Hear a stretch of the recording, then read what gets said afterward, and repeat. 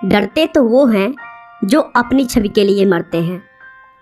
मैं तो हिंदुस्तान की छवि के लिए मरता हूँ और इसीलिए किसी से भी नहीं डरता हूँ। ऐसा कहना है दुनिया के सबसे शक्तिशाली लोगों में शामिल भारत के सबसे लोकप्रिय प्रधानमंत्री नरेंद्र मोदी का, जिन्हें हमारे देश की राजनीति की वजह से आप प्यार करें या फिर नफरत, लेकिन उनके कार्यों को अनदेखा नहीं कर सकते। दोस्तों, वैसे तो मोदी जी का जीवन बहुत ही साधारण तरीके से शुरू हुआ, मगर अपनी देशभक्ति, अपने जज्बे और अपनी मेहनत के दम पर उन्होंने ऐसी सफलता हासिल की जिसके बारे में कोई सोच भी नहीं सकता था। वे एक बेहद ही गरीब परिवार में पैदा हुए।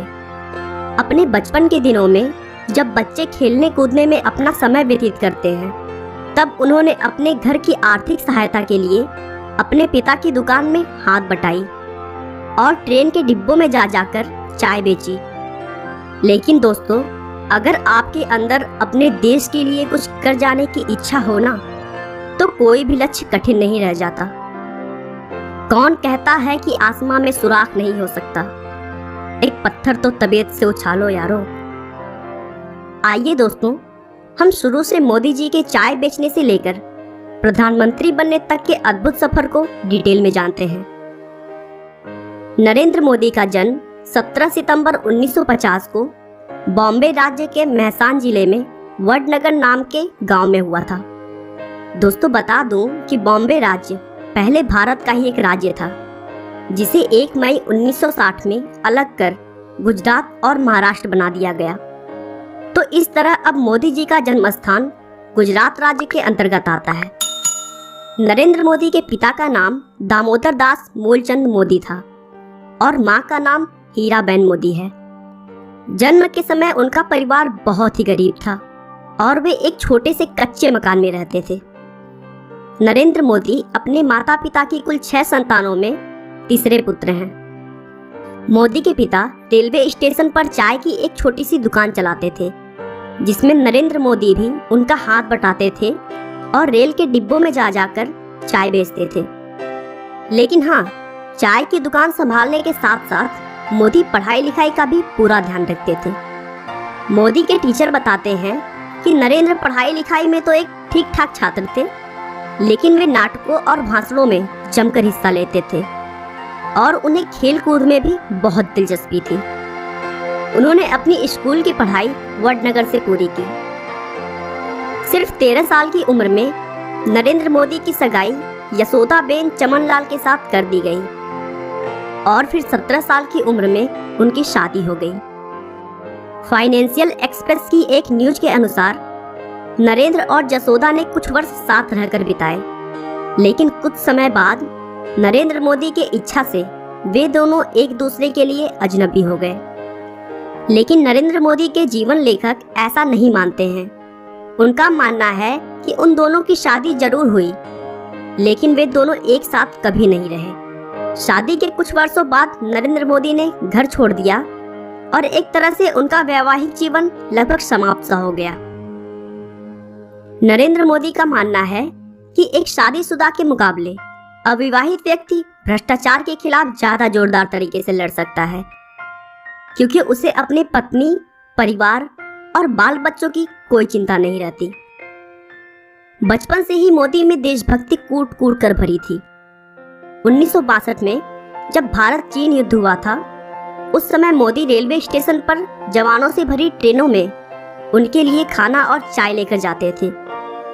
1965 में भारत पाकिस्तान युद्ध के समय भी मोदी ने जवानों की खूब सेवा की थी।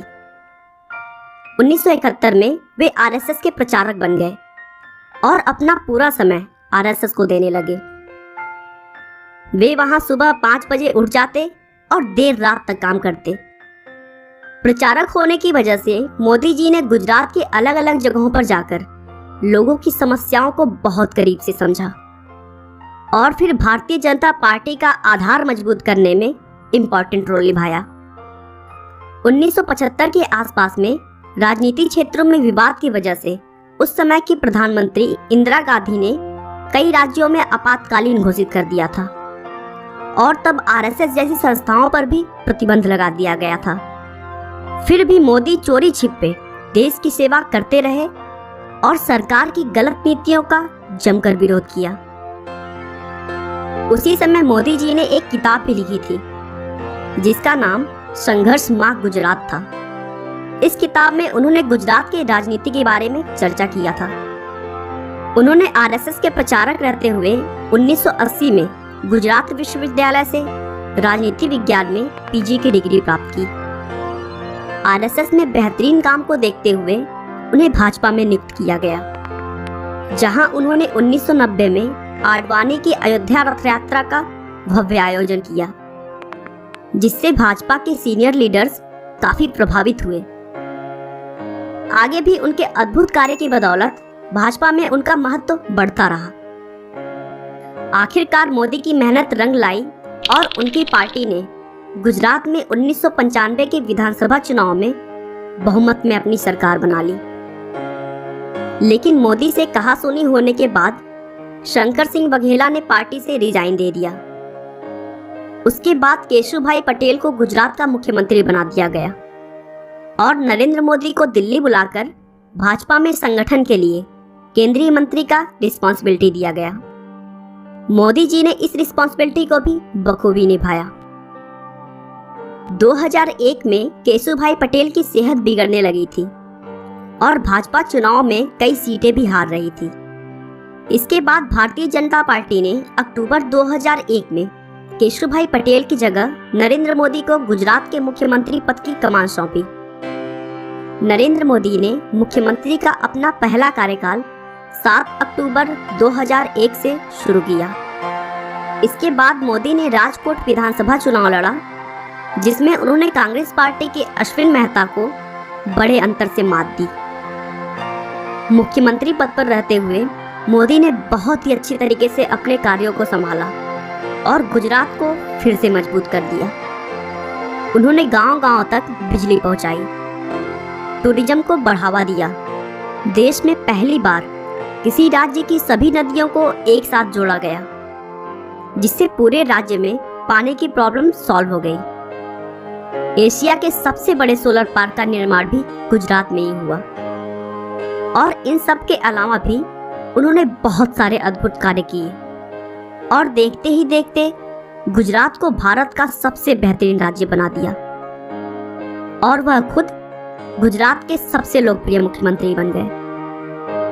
लेकिन उसी बीच मार्च 2002 में गुजरात के गोधरा कांड से नरेंद्र मोदी का नाम जोड़ा गया।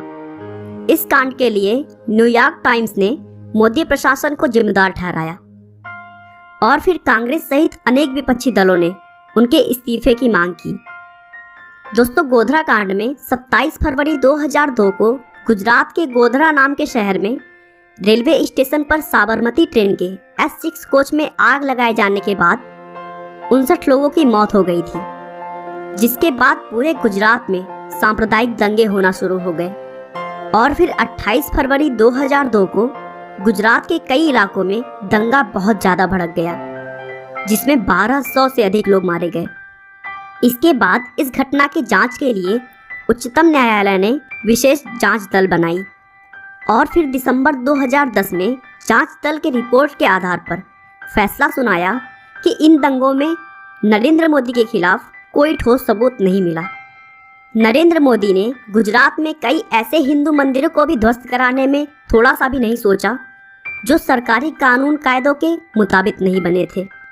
हालांकि इसके लिए उन्हें विश्व हिंदू परिषद जैसे संगठनों का भी विरोध झेलना पड़ा, लेकिन उन्होंने इसकी थोड़ी सी भी परवाह नहीं की और देश के लिए जो सही था उसी काम को करते रहे।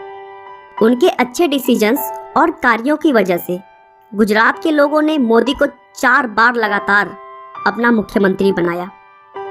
गुजरात में मोदी की सफलता देखकर बीजेपी के सीनियर नेताओं ने मोदी को 2014 के लोकसभा चुनाव का प्रधानमंत्री उम्मीदवार घोषित किया, जिसके बाद मोदी ने पूरे भारत में बहुत सारी रैलियां की और साथ ही साथ उन्होंने सोशल मीडिया का भी भरपूर लाभ उठाया और लाखों लोगों तक अपनी बात रखी। मोदी के अद्भुत विकासशील कार्य, उनके प्रेरणादायक भाषण, देश के लिए उनका प्यार और उनकी सकारात्मक सोच की वजह से उन्हें भारी मात्रा में वोट मिले और वे भारत के 15वें प्रधानमंत्री बने।